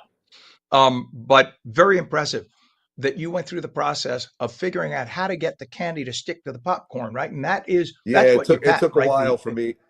Yeah, it took a while for me to do that, you know, to figure that out. And finally, I worked on it and came up with the right process. And it's funny, both my children are attorneys. They both told me I wouldn't get a patent. I ended up getting the patent. And so it worked out great for us. And the company owns the patent now. And it's just a great, you know, great process. And it allows us to do so many different things. And that's why a lot of major CPG companies with great brands come to us and ask us to develop, you know, their products onto popcorn and other snacks, and that's what we're doing. So when you came up with this, you approached the existing popcorn company, the existing candy company. No, no, Of course, a no, lot, no, no. I or they approached, approached you. I, yeah, no, no. I called their food service division. So basically, those ingredients are sold out of Mars, Mondelez, Ferrara, all of those companies sell that into like Dairy Queens and other places. And I approached them and said, hey, I want to put it on popcorn. And I just came up with, you know, I had the idea, and then the process took about a year and a half to develop correctly. And to a Mars or a Mondelez, it's a triple win for them. One, they're selling their ingredients, which is a very profitable division for them. Two, they get a license fee. And third, it's just as important. You take their brand and you put it in a different part of the store. So the Snickers, instead of being in the candy aisle, is now in the snack aisle. So their branding gets put around the retailer in different locations. So it's a great win for them, a great win for us, obviously, and a great win for the public because it's a great product. Yeah, but so the idea, so you have to pay the licensing fee to put M&Ms like that on the That's bag. correct. So they make money doing that, and then simultaneously, this is an advertisement to keep their brand popular by, as you mentioned, keeping it in a different location in the store. I And we love have it. to So buy and you have to buy the ingredients. I We the buy ingredient. millions of pounds of ingredients, right? I love it. So So it's a it's a really, total really win for great them. win situation. And Yeah, we've been doing very well, and we're really excited. Our partners really help us out, work with us, and we have multi-billion-dollar, brands on the front of our bags, obviously. And we own all the trademarks: Cookie Pop, Candy Pop, Fruit Pop, Cereal Pop, PB&J Pop. And so we trademark all that and make sure that we own all that equity also. I love it. Now, it's one thing to come up with a great product and then go through the potential risk of licensing and everything else. Not potential, it is a risk. But it's another thing to get carried in major stores, right? To get distribution. You are nationwide in Walmart, Kroger, Sam's Club, and even more locations. What was it like getting into those locations? They're very difficult. You got to remember, when you go into a retailer, they're taking somebody else off the shelf to put you on. So you have to have a strong story behind you and an opportunity to show that your product will move off the shelf. I do admit that it was much easier for us because I did have M&M's, Snickers, Twix, Butterfinger on the front of my bag. So they really got that, and they were able to give us an opportunity. And once it got into the store, it all comes down to, does the product taste right? You could have great packaging, draws the person to it, the iconic brand on the front of it, but if it doesn't taste good, they're not going to purchase it a second time. And the one thing I did in developing all of these products is I made sure the flavor profile and the way it ate was the way it was supposed to be, and it just tastes great. And the sell-through has been phenomenal, and we're just doing really well with it. Very excited. And we're excited that it was founded and developed in New Jersey. The whole concept came out of New Jersey. I didn't mean to step on you because we're down to a minute. And I want to mention you have a partnership for a healthier version with the D'Amelio family. Talk about that. Yeah, right. The D'Amelios came to us, and we developed out their brand called Be Happy. And Charlie and Dixie and the parents, we've been working with them. It's great. We're in Walmart with it, and it's a little better for you type product. And we rebranded it. I reformulated it, made sure it was a better product than when they initially came out with it. And it's doing really well. And we're really happy the way they're promoting it. And remember, this Monday's National Popcorn Day. You could go on our website, which is cookiepopcandypop.com, and type in popcorn. You get 30% off of all of our products. And as you know, Ken will tell you, we ship it very well, and you get nice big boxes, and it's there to eat. And they're delicious. We're out of time right now, but I love you. Thank you very much. Frank Florio, president of New Jersey-based. Thank you. President of New Jersey-based Snacksational Brands. Thanks for coming on this morning. Thanks for the delicious snacks, and best Thank you. I really appreciate it. Thank you, sir. We're proud of you being New Jersey. And we're coming right back. Don't go away.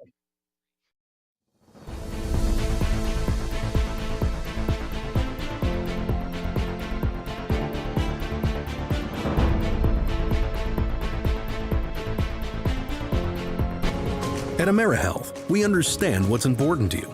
It's why we offer some of the lowest cost health plans in New Jersey, with access to one of the state's largest networks of doctors and hospitals. Plus, with free 24/7 virtual care, you can see a doctor anytime and anywhere. And we're committed to giving back to help make a difference in our communities. Learn more at AmeriHealth.com. A health plan for everyone.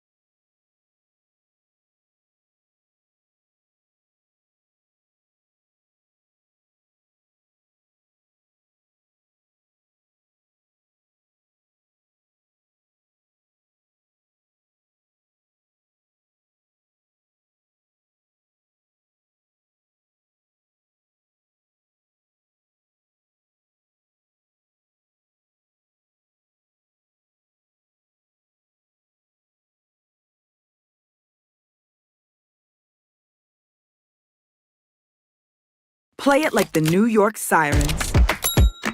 Live in the spotlight. Etch your name in lights. Embrace the noise. And when it calls you, turn it up. Get louder. Play it like they'll hear us everywhere. Because this is our team. New York Sirens. Play it big.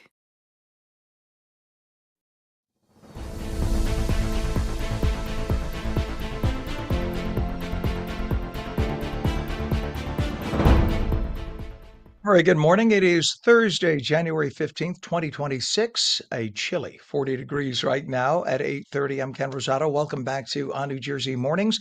Morning clouds, maybe a lingering flurry in some parts, especially northern New Jersey, becoming partly cloudy, windy later. The temps will plummet through the day, then very cold tonight. Meteorologist Mike Favetta with a detailed Garden State forecast. This weather is brought to you by Audio Nova, your hearing experts, serving all of New Jersey with 13 locations. All right, Mike, it is chilly and getting chillier. Yep. Getting really cold. Might not be able to feel your face by this time tomorrow, stepping outside. Because the wind, too, the wind chill makes it feel that much colder. Actual air temperatures down in the teens this time tomorrow. Look at the clouds that are around now. They don't last the entire day. In fact, they were squeezing out a few flurries across northern New Jersey. Not for much longer, though. Southern New Jersey sees that temperature dip as well through the 30s as we head to this afternoon, the 20s into this evening, and yes, even the teens overnight for you by this time tomorrow. So we've already hit our high for the day. Average gets to 40, but we will be well below that into this afternoon as those last of the clouds move eastward. And again, you might run into a quick snowflake early on this morning. Throughout the rest of the weekend, we're quiet tomorrow with just another round of cold air and wind, but it's Friday night into early Saturday morning. You see a little bit of snow creep into the picture, primarily impacting places north and west of the turnpike, putting down perhaps a brief coating early Saturday morning. And then Sunday afternoon, the southern half of New Jersey has a better chance of seeing a light round of snow. Again, maybe a few flurries up to an inch, as most of the energy stays well offshore and zips out to sea. So we'll take you through that again into the early part of next week. It's a brutally cold holiday on Monday, and then throughout the rest of next week, staying chilly. There's really no warm up in sight, but it's also too cold to snow beyond that because the air is just so dense and so chilly. It's basically kicks all of the systems right out to sea. So as we head into this weekend, we have our few flurries this morning. Better chance of seeing a light accumulation on Saturday morning. Sunday, just cloudy. Could see a few flakes at the shore. And then look at the overnight lows down into the teens and getting colder into the end of next week. 13 degrees. Actual air temperature waking up on Wednesday. So yeah, the chill will really be upon us. Here's your shore points forecast for all places down the shore. Likely have a better chance of seeing that light snow on Sunday morning, and then chilly for you, even at the beaches, down into the teens by the middle of next week. So it just keeps on getting colder, Ken. All right. Thank you very much, sir. 'Tis the season for that. We appreciate that report, Mike, and we will be back in a little bit with you. It is 42 degrees northern New Jersey, down to 37 in Trenton. Northern New Jersey will be catching up soon, I'm very sure, with that. In terms of traffic, right now we have a little bit of a slowdown. If you go over to I-78, look at this as we come into the vicinity of Vauxhall Road.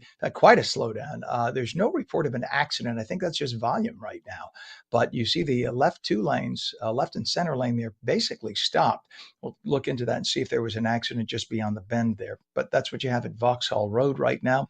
We have a disabled vehicle, North Avenue, westbound Kaplowski Road in Elizabeth, the left lane blocked there. Crash reported on the New Jersey Turnpike, local lanes northbound south of exit 71. By Route 4 as Broad Avenue, Leonia. The center lane is blocked there. And we have a delay now reported at the Holland Tunnel. This is the South Tunnel eastbound. We're told it's about 25 to 30 minutes in at the Holland. The Lincoln Tunnel is 35 minutes solid. The GWB upper and lower levels not moving badly at all, actually. A little while ago, yeah, there we go. Still wide open. Only about a 20-minute crossover time on the GWB. Well, it was a special visit for kids at the Joseph M. Sanzare Children's Hospital. A few weeks ago, a group of airline pilots traded their cockpits for hospital hallways, bringing gifts, honorary wings, and moments of joy to young patients and their families. Dr. Alfin Vicencio, Chair of Pediatrics for the Northern Region at Hackensack Meridian Health, and Paul Gricko, who is a United Airlines first officer, registered nurse too, and a volunteer with the Newark chapter of Pilots for Kids. They're here with the details. We say good morning to both of you. Good morning. Nice to have you on. And doctor, for children who are spending time in the hospital, especially around the holidays, what does a visit like this mean for them and their families? And what does it do for their mood when their moods are brought up like that in terms of their healing? It means everything. First of all, thank you so much for the program. I recall it was a pretty cold day in December, And it really brought a lot of warmth, not only to the patients and their families, but honestly, the staff as well. So thank you for the time that was donated. Thank you for the donations that were actually sent in. It really was a really special event. Well, it's a special organization, certainly, and all the hard work you do and working with kids, it's just wonderful that you all exist and that this was done. And this event was coordinated with your child life specialist there. Why is that collaboration so important in creating the positive experiences for kids, for pediatric patients? The resources that are provided by our child life specialists it's invaluable. The mood and the uplifting of their spirits during a very, very difficult time really helps their recovery, and it helps the family dynamics, and it helps it helps everything about recovery of the child. So extra programs like this for outside folks like these pilots to donate their time steps that up dramatically. So again, I can't thank everybody enough for these types of events. And I'm looking forward to it again next year. And we did have Paul Greco with us, and unfortunately, okay, we're getting the signal. We were having some signal issues. So Paul, we got you on now. So before we lose the signal, let's bring you in. You have a unique background because you're both a registered nurse and a pilot. That's quite a combination. I am. What was it like returning to a hospital setting in such a different role this time? Oh, it was wonderful to be able to come back and meet with all the children. You know, when you're working as a nurse and you're a caregiver, that's certainly one experience. But being able to come back and just bring a smile to all the kids' faces and bring a little bit of excitement with the aviation component was really nice. It was very meaningful. Amazing. And you've said that helping a child smile as a pilot carried special meaning for you. Was there a moment from that day that really stuck out? Yeah, the one girl in particular was really sort of, you could tell she wasn't feeling well. And when we went in, she asked where we flew, and I said I fly often to Orlando. And apparently she had flown with her parents to Disney, and so that's a flight that I do often. And so you could see that it reminded her of her trip with her family, which was really nice. And when the kids smile, as a parent too, you could see that it brought a smile to the parents' faces. It just takes them out of that moment for a minute. It was very nice to see, very heartwarming.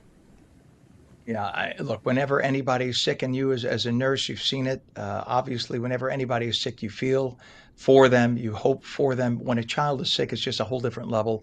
And the idea of just bringing a moment of joy so a child could be a child, it just must be an incredibly fulfilling feeling for you. And this visit was organized by the Newark chapter of Pilots for Kids. So for anyone who doesn't know much about this, let's talk about the mission of Pilots for Kids. Sure. So Mission for Pilots for Kids is wonderful. It's a volunteer organization. It's been around since the early 1980s. And it's a group of pilots from all different airlines that get together, and we come out and we visit hospitals. It's typically during the holiday season, although we're trying to expand and do it at other times of the year. But it's all it's voluntary. It's donation based, and we'll come out and we give little gifts during the holidays, and then we just try to come out and get them excited about aviation and bring a smile to kids' faces. Would you kind of like tell stories about what it is to be a pilot, what it was like to study to be a pilot, maybe show them some pictures from the air? Is that the kind of thing you do? Yeah, we go in with wings. We have trading cards. Apparently the trading cards are really popular with the kids these days, and so we'll go in with trading cards and wings, and we get them generally talking about maybe where they've traveled to.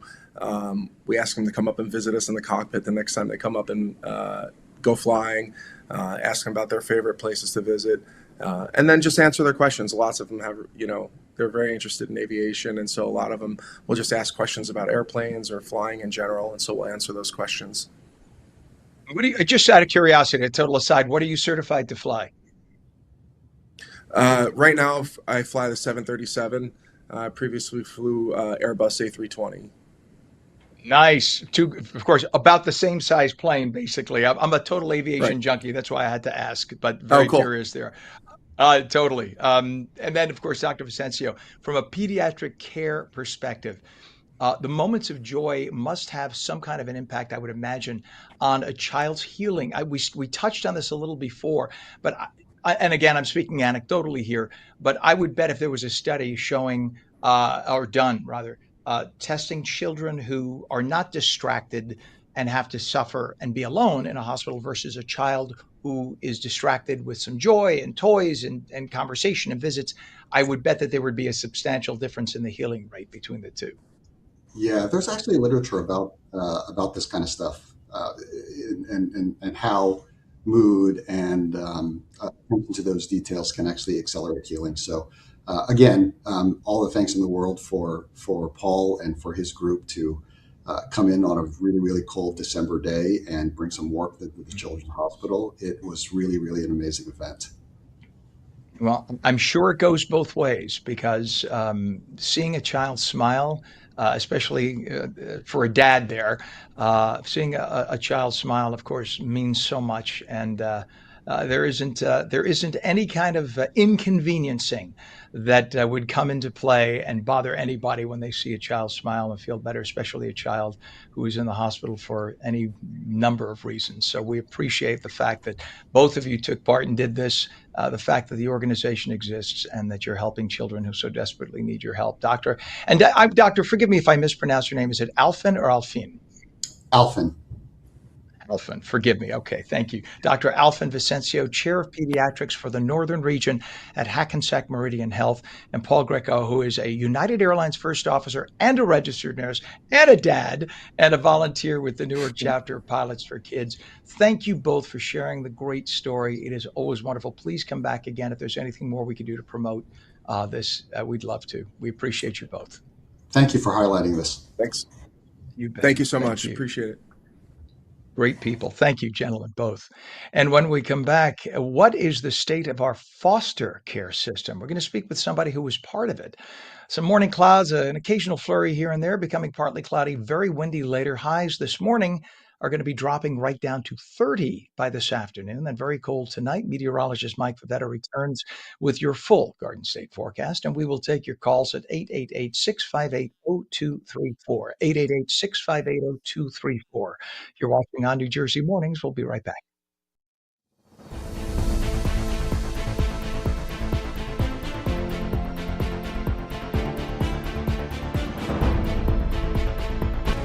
At AmeriHealth, we understand what's important to you.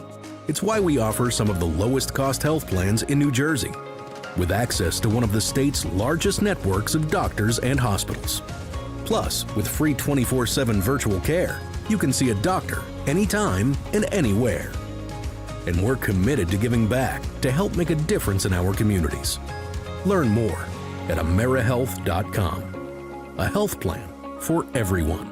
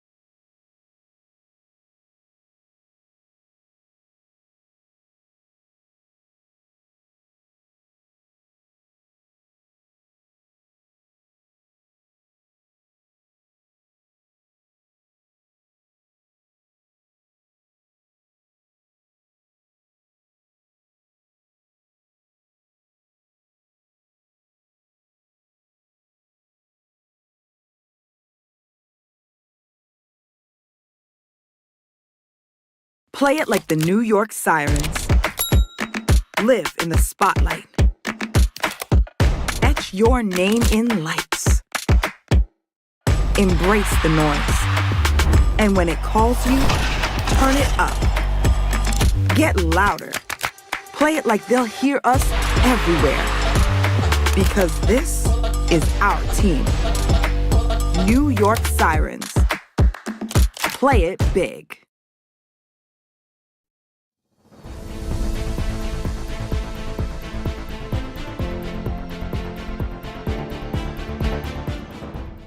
Welcome back to On New Jersey Mornings. I'm Ken Rosato at 8:45. We will take your calls at 888-658-0234. 888-658-0234. I'll tell you what, were you impacted by the Verizon outage yesterday? Maybe you couldn't call 888-658-0234 yesterday, but you can today. So we'd love to hear, how were you impacted? Did you use a Verizon phone for your business? Did that screw you over?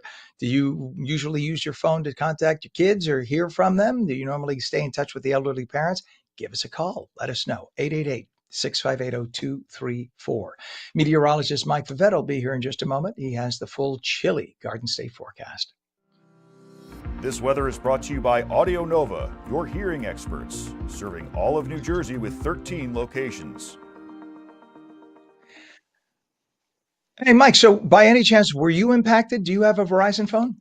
No, I'm with Ma Bell, and they seem to, kind of hold it together yesterday. But I didn't get my free Krispy Kreme donut, so kind of disappointed Ah, about that. I love that's right.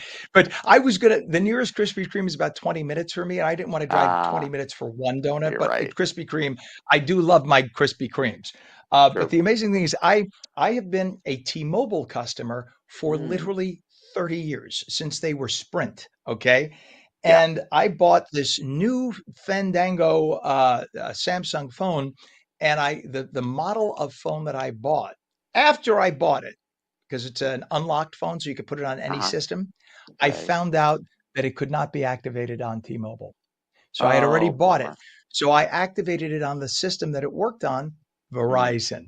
So everybody else mm, under my plan in my family, they have T-Mobile. I'm the only one with Verizon. Yesterday I look and I see no bars, and I'm thinking, did I not pay my bill? What is, I'm on auto pay. What's going on? And then I realized, like millions of other people, what happened. So it yeah. was almost 9:30, 10 o'clock before I got service back. Wow. Wow. It's incredible how much we rely on technology, right? Yep. Well, Yes, well, the indeed. technology's looking good today. It doesn't give us any good news in terms of weather. It just gets colder and colder and colder. So maybe we'd like this technology to break just to kind of enjoy the warmth before the bottom falls out from under us, especially in northern New Jersey, where you have a few flakes and flurries coming through right now. And with that, still in a drought across northern New Jersey. You see that area in orange, a severe drought right down toward the coast, abnormally dry. Will we pick up enough moisture this weekend to put a dent in the deficit? No. In fact, it didn't even rain all that much last night, just a few spritzes and sprinkles around New Jersey. The cold is here to stay, though, right through the end of the month, below average temperatures. And this is already the coldest part of the winter with the chill around, and even with the wet weather likely taking over through the rest of the month. It just stays cold from at least the foreseeable future. Well, the next 7 days, for instance. In northern New Jersey, better chance of seeing some snow Saturday morning, maybe a light accumulation, just a pretty, fun amount. And then it all clears out by the afternoon with some sun, some clouds lingering for Monday, but the real harsh cold settles in with temperatures not leaving the 20s for the middle of next week. So there'll be a good 48 to 72 hour period where most of New Jersey stays below the freezing mark for the good part of next week. Sunday morning, that's your chance in southern New Jersey at the shore points to see a little bit of light snow, and then that'll clear out by the afternoon. I think, again, for you at the beaches, very cold, waking up in the teens, climbing to just the freezing mark. It gets shockingly cold around here over the next several days, Ken. All right. Thank you very much, sir. Appreciate that. Enjoy your day, Mike, and we'll catch you. Enjoy your weekend, actually. We'll catch you again on Monday. Thank you. You too. It is 8:49 right now. Temperature of 44, northern New Jersey, 37 in Trenton. Again, northern New Jersey, it's going to be a few minutes. I'm eating some of the popcorn from our previous segment, which was quite delicious, by the way, from our friends who make the wonderful flavored popcorns. Anyway, in terms of traffic, we have a water main break still on Route 28 westbound, Route 612 Main Street in Somerville. All lanes are closed. Let's go over to the approach to the Holland Tunnel, Route 139. This is eastbound, of course, into the Holland Tunnel. You could see a lot of congestion, just volume, no accident or anything to report. So that'll cost you about 25 to 30 in right now. Lincoln Tunnel is about 25 minutes. It's gotten really good, actually. And the GWB also very light. It's only about 15 minutes in upper and lower levels, 80-95 approach. Look at that. Rare that happens. I'm wondering if a lot of people are deciding to go on vacation right now. because a lot of people, they do their visiting during the holidays, and then they get back to work the first couple of weeks of January. And then by the end of January, you start seeing people go away to get out of the cold. So I'm wondering if that's starting because traffic has lightened up everywhere, and it's East and West Coast. Just kind of curious. Well, can you hear me now? We just talked about this. The answer for millions of Verizon wireless customers yesterday was no. Verizon experienced a major nationwide outage yesterday, disrupting wireless service across a number of states, including New Jersey and New York. Millions of users were impacted. Verizon confirmed the problem on social media, saying they were working on it. Service gradually got restored about 9 p.m. Some service disruptions were also reported for other carriers, though much more limited than Verizon's. No word yet on the cause. We'll find out. There was another shooting last night in Minneapolis involving an ICE agent just before 7 local time. Agents stopped an illegal alien in his car. He sped off, then abandoned the car and ran. An officer caught up to him as the two scuffled. 2 other individuals ran out of a building with a shovel and a broom handle. They started beating the officer to a pulp. Fearing for his life, the officer grabbed his gun, shot the first suspect in the leg. They're not trained to shoot in the leg. They're trained to look for the largest target, which is the torso. But my guess is the cop was on the ground trying to get away. I'm sorry, to get out of the shot, but trying to get away from getting beaten. And so because he was low, he probably shot at the closest thing, which was the guy's leg. Well, the man is an illegal alien from Venezuela with a criminal record. He was led into the U.S. by Joe Biden in 2022 with the open doors policy, which is why we have this happening today. All you anti-ICE protesters, if your liberal President Biden had not made the gates wide open, we wouldn't have any of this shit. None of this would have to happen. So do not blame us when we have ICE agents doing their job. Blame Joe Biden and the liberals for letting this happen. Because there are now hundreds of thousands of criminals, not just because they're here illegally, criminals who have criminal records in this country. And now it is ICE's job to take out the trash, and you're pissed at ICE. You have very misappropriated rage. Also in Minnesota, a big win for the Trump administration on the immigration front. This is, of course, just days after that woman was fatally shot in a confrontation with an ICE officer in Minnesota. This week, Minnesota had sued Homeland Security Secretary Kristi Noem to stop what he called the surge of federal law enforcement. Now, a Biden-appointed federal judge denied their request to issue a temporary restraining order that would block ICE operations. The Trump administration is making yet another big move on immigration policy. The State Department announced it's going to suspend processing for citizens of 75 countries, all nations that hate America, like Iran, Russia, and Somalia. The administration says people coming from those 75 countries are more likely to come here and then get on welfare. And that's not just a racial thing because Russians are white. Hello.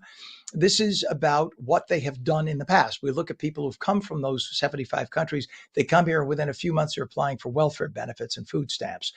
No, if you're going to come to America, come here and contribute. Do not come here and suck off the teat of the hardworking American who's paying taxes. It is what it is. And Iran has shut down airspace over the nation, fearing a possible air invasion by U.S. forces, which could happen. We're saying maybe in the next 24 hours. Meanwhile, I mean, look at that. Literally, you could see the outline of the country.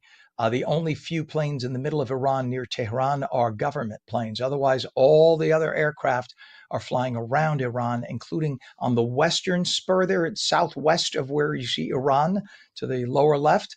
Those are in many cases military aircraft of the United States.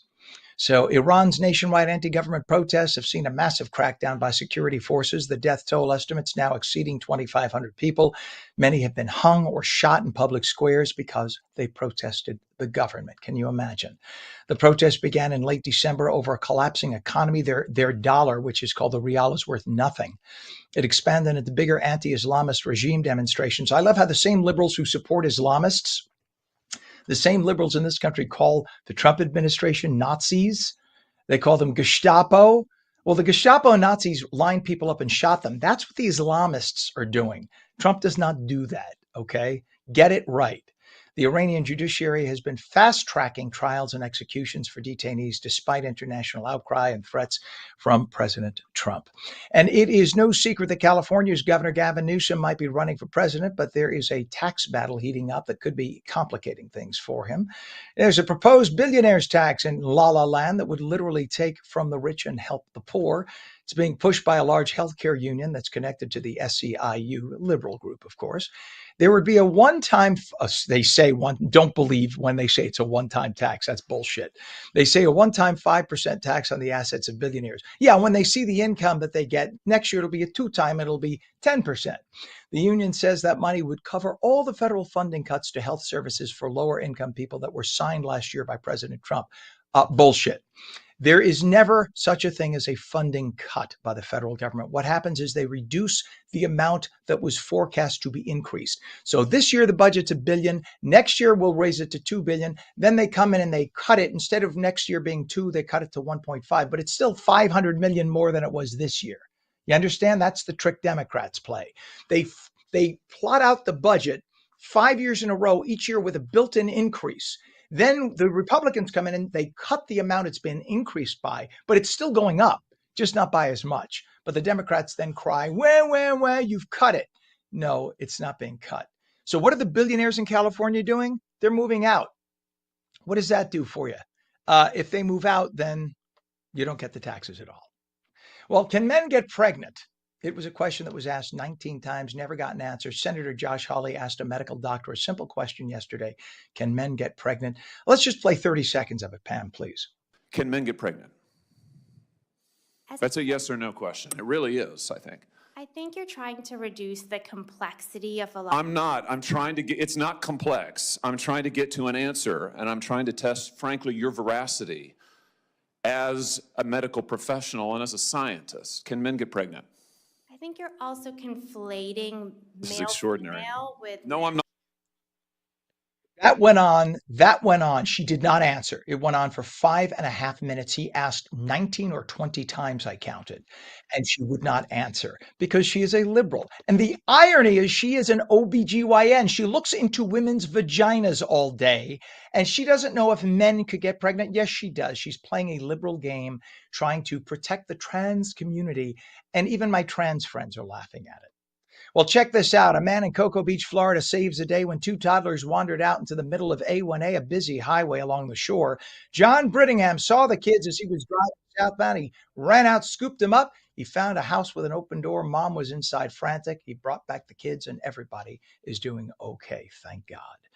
Meteorologist Mike Favetta says we're going to have some lingering flurries in the area, becoming partly cloudy and windy later. Highs this morning in the upper 30s, falling the day.